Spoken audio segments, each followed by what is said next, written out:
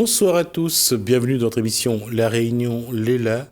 Alors, que devient notre langue créole? Est-ce qu'on va continuer à en parler? Est-ce que cette langue qui est reconnue au niveau européen, mais moins mise en avant par les gouvernements successifs, a encore une place dans cette société réunionnaise? On pose la question à Michael Crochet dans Causement Réunionnais.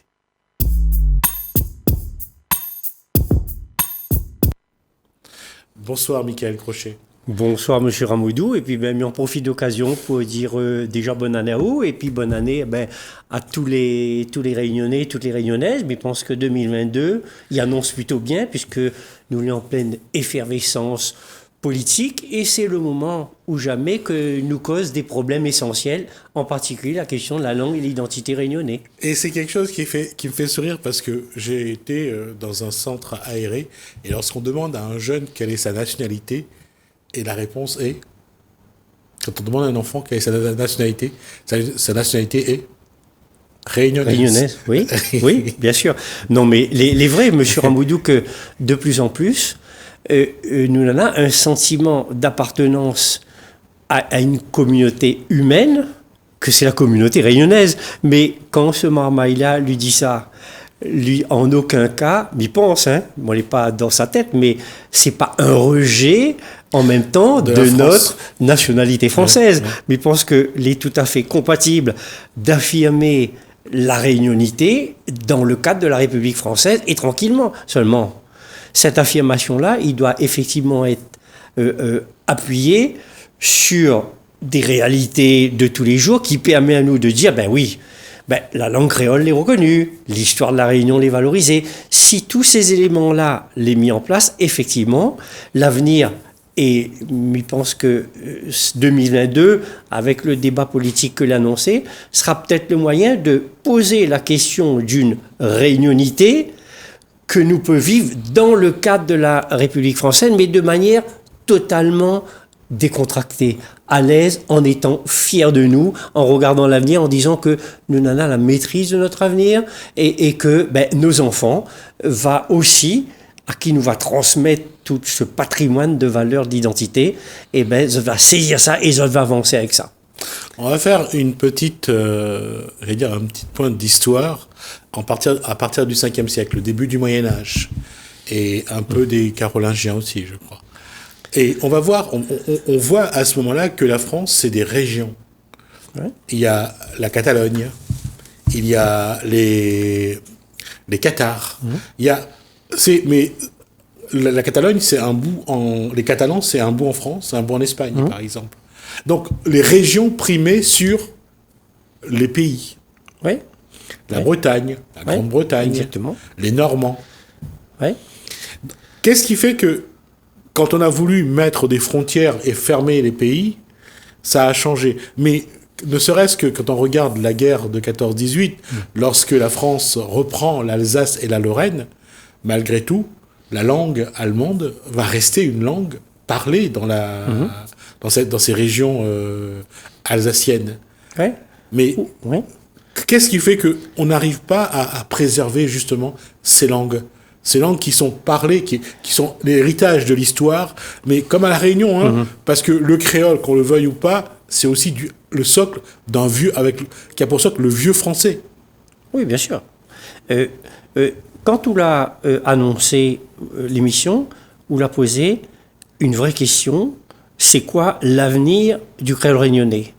Et par rapport à ça, la réponse, déjà les éléments de réponse que nous peut donner, c'est de dire aux Réunionnais, aux Réunionnaises, de regarder un peu ce que là se passer dans l'histoire de la France, dans justement toutes les régions qu'on vient de citer.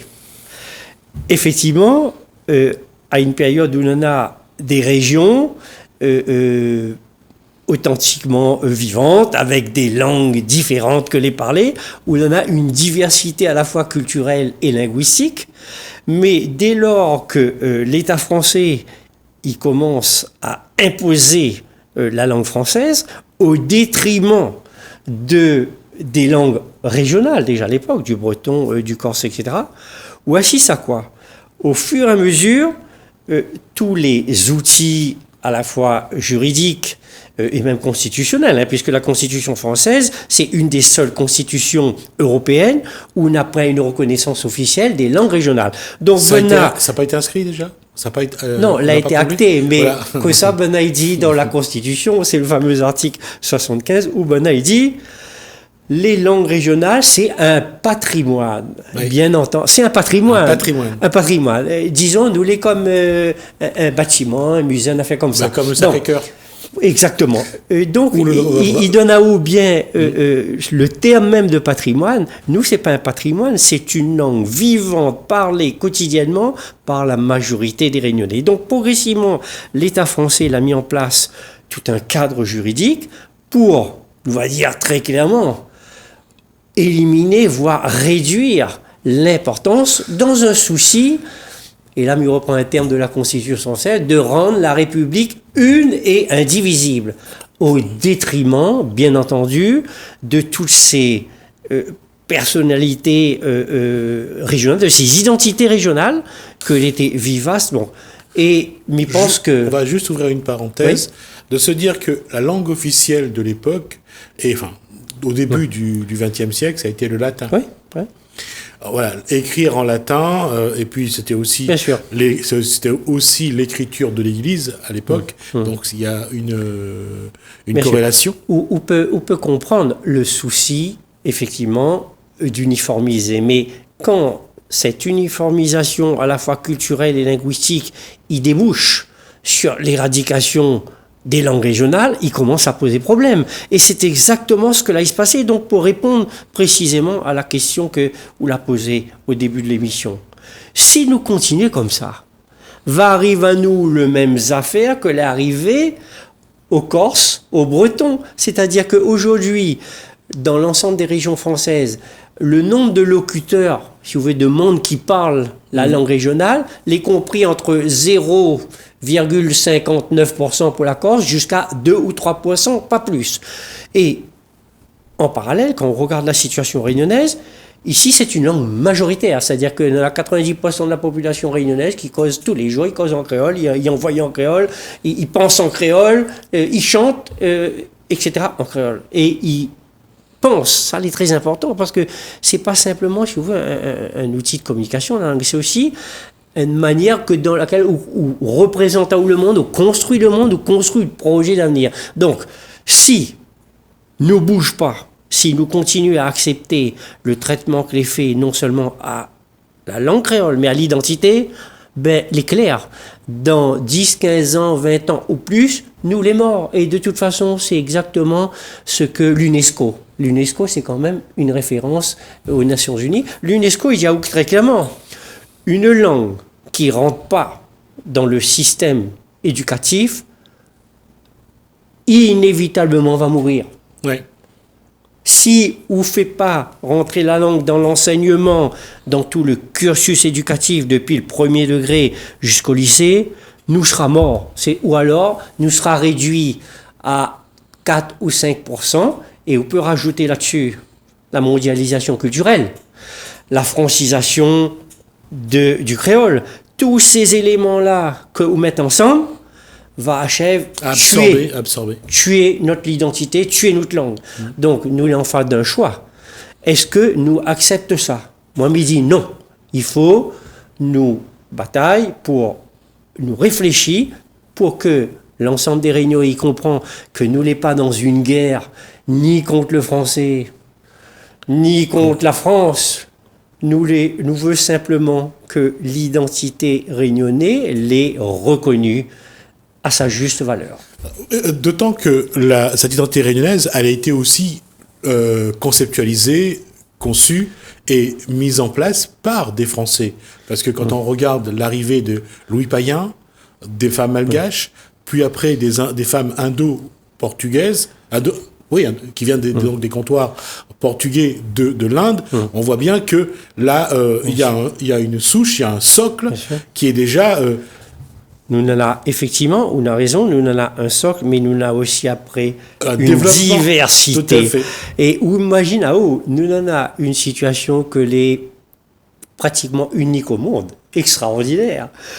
Nous, c'est une identité à plusieurs facettes. Tout à fait. Chaque Réunionnais, Réunionnaise, l'INANA, une part de francité, une part d'africanité, une part de chinoiseté, une part d'indianité. Mais imagine la richesse que nous en avons en nous. Et ce sont ces racines-là que nous devons aussi préserver. Bien sûr. Et ben, le problème, c'est que quand on entend de Mounidiaou, la métropole par ici, la métropole par là-bas. Quand on parle de la métropole, là, ça, il veut dire une affaire très simple. Il veut dire que on a la métropole, seulement qu'il peut écrire lui aussi M-A-I-T-R-O, et on en a la Réunion. Ben, nous, c'est un petit satellite autour de la métropole, alors même que le peuple réunionnais, les issus, le réunionnais, les issus, ses ancêtres, ils sortent de plusieurs continents, africains, asiatiques, indiens, etc. Donc, nous, c'est le produit d'une histoire, mais je pense que nous, alors, c'est ça, c'est cette richesse. Et par rapport, nous avons eu l'occasion de discuter juste avant l'émission, quand nous entendons le discours que les tenus actuellement de la droite à l'extrême droite sur l'identité française aux racines judéo-chrétiennes. Ben, moi, je pose la question aux Réunionnais. Est-ce que, quand, par exemple, M. Macron et tous les autres responsables politiques, ils causent sur l'identité française aux racines judéo-chrétiennes, est-ce que tous les Réunionnais, ils retrouvent Azote dans ça? La réponse est non. Tout à fait. Parce que, dans le panthéon créole, là, on a un tas contre bon Dieu. Oui. Et même parfois, si on regarde bien, parfois nous peut avoir 2, 3 en même temps, nous peut... Oui. Ouais, ça, ce que nous appelle ici le mélange, le brassage des religions, le syncrétisme religieux, ça aussi il est formidable. Et ça, Miziaou, il est aussi en danger. Il est en danger. C'est vrai qu'à La Réunion, je veux dire, quand on est, que ce soit malbar, chinois, caf, créole, oreilles, aller dans un temple indien ou dans une mosquée, ça n'empêche pas certaines personnes d'être aussi chrétiens, d'être aussi de pratiquer d'autres cultes ou d'autres spiritualités. Et ça l'est en danger, M. Ramboudou, parce que ça nous entend en ce moment, le discours actuel franco-français, islamophobe, il pose à moi beaucoup de problèmes. Parce que on regarde ici comment nous vivons. Nous en avons quand même un comité interreligieux, c'est une institution qui fonctionne bien, qui permet effectivement cet échange. Puis de montrer ce socle aussi, un socle, effectivement, c'est un socle que l'est là, que l'est indispensable et qui permet effectivement à chacun de trouver à lui bien comme lui l'est. Or, quand on y voit un certain nombre de candidats à l'élection présidentielle qui vient à La Réunion, pour ne pas citer, en l'occurrence, Mme Marine Le Pen, qui propose une assimilation totale. Il faut que les Réunionnais comprennent bien quoi il veut dire. Il faut dire qu'il faut, en gros, c'est un peu le discours de la droite traditionnelle à La Réunion, pour dire nous devons être assimilés, c'est-à-dire que nous devons être français 100%, au détriment de notre réunionité. Donc ça, c'est grave, il faut que nous fassions attention à ça. Ça a toujours été un problème, et que, entre autres, Paul Vergès posait quand il était vivant, bien sûr, c'était entre l'intégration et l'assimilation. Oui. Est-ce qu'on intègre la Réunion dans la France ou est-ce qu'on l'assimile ? C'était le débat. Mais l'assimilation a été quelque chose de voulu par la plupart des politiques. Oui, bien sûr. Bon, mais je pense que c'est un débat qu'il faut poser, parce que le respect de la diversité culturelle l'est quand même mis en avant dans plein de conventions internationales, dans des traités, dans un certain nombre de traités européens, partout. Là, aujourd'hui, cette année, en 2022, nous commence avec, sous l'égide de l'UNESCO, c'est la décennie des langues autochtones. Et aussi, par le même coup, il montre à ou bien quelle importance la langue, la diversité culturelle, c'est une richesse qui doit être protégée et défendue. Et c'est le combat que nous devons mener aujourd'hui, sinon nous les morts. Ce combat-là, c'est pas seulement au niveau de la langue, mais c'est aussi de préserver des traditions, des cultures. Ouais. On le voit par exemple sur les îles Andaman avec les Jarawas. Ouais. Comment préserver et ne pas faire un espèce de site où les gens viennent en bus jeter des bananes à des gens qui sont noirs. Juste parce que ça leur donne l'impression d'être... Bien sûr. Vous connaissez, il y en a deux mots que moi, il n'aime pas du tout, que les employés à propos de notre pays. C'est quand il y a où c'est une vitrine. Voilà. Et puis, on a aussi une autre tendance vers laquelle nous ça va, c'est de faire de notre pays un set de parc d'attractions. Où de monde, il vient... en gros, visiter le pays, etc., sans vraiment prendre en compte ces richesses-là et sans avoir du respect. Parce que l'important, une chose, le tourisme, les activités touristiques, est absolument indispensable pour la construction du développement de notre pays, mais dans le même temps, il faut que nous fassions très attention à ne pas tomber dans une espèce de folklorisation. Et c'est exactement ce qu'on dit, où, en gros, Bana, il vient de notre pays pour consommer, pour profiter l'exotisme, pour jouir, pour en profiter du soleil et de la mer, sans considération aucune pour notre pays. Rappelons de ces expositions universelles où on exposait des Kanaks dans des cages et on montrait ces gens-là parce qu'ils étaient noirs, ils étaient différents, on les montrait au public blanc. Oui, c'était les zoos humains. Exposition coloniale de 1930, je crois. Effectivement, évidemment, on ne peut pas imaginer que de telles choses y reproduisent aujourd'hui, mais d'une autre manière, nous peut aller vers une folklorisation de notre pays, c'est-à-dire que, en fait, va juste mettre en valeur la vitrine, tout en faisant en sorte que les droits culturels et linguistiques, le droit au respect de l'identité plurielle réunionnais, n'est pas assuré. Et ça, je pense que c'est ça le danger qui guette à nous aujourd'hui. Ce danger-là, je crois qu'il dépend aussi de chacun d'entre nous, de chacune d'entre nous. C'est-à-dire que quel rôle on aura dans cette démarche qu'on a actuellement sur le plateau, c'est de savoir qu'est-ce que chacun peut faire, qu'est-ce que chacune peut faire à son niveau pour qu'on préserve cet héritage de nos ancêtres, cet héritage de notre histoire, de notre patrimoine. Et ça, c'est vrai qu'il y a des gens qui se démènent pour ça, et c'est tant mieux, mais c'est bien que chacun et chacune aussi, à son niveau, se pose la question, qu'est-ce qu'il peut faire ou qu'est-ce qu'elle peut faire. Bien sûr, et il pense que non seulement c'est une démarche individuelle, aussi collective, à travers des associations de protection du patrimoine, de l'identité de la langue, mais en même temps, on en a aussi une volonté politique qui doit être clairement exprimé sur cette question de l'identité, parce que si on regarde bien, il fait plus de 30 ans, 40 ans, on nous parle de ça, et aujourd'hui, nous l'est toujours dans un fonctionnement qui met pas l'identité réunionnais à la place qui revient à cette identité. Avec l'expérience que j'ai, je ne crois pas qu'il fasse faire confiance aux politiques. Je pense que les politiques obéiront toujours à ce que Paris demandera. Comme ça a été le cas, on l'a vu sur des projets qui ont été mis en place au niveau de la région et qui ont été peu à peu retirés ou résorbés. Bien sûr. Et que, quand Paris décide, il n'y a pas d'autre alternative pour la classe politique. C'est un combat quotidien et justement, en tant que Réunionnais, il faut que nous veillions bien à ce que l'ensemble des institutions ils prennent des positions claires. Et pas simplement des positions, mais qu'après, les traduit dans des actes politiques forts concernant l'identité et la langue. Et moi, les forcé de constater qu'en 2022, nous, on pas encore arrivé là. C'est-à-dire que, bien sûr, il fait des colloques, il fait des grandes manifestations, des commémorations.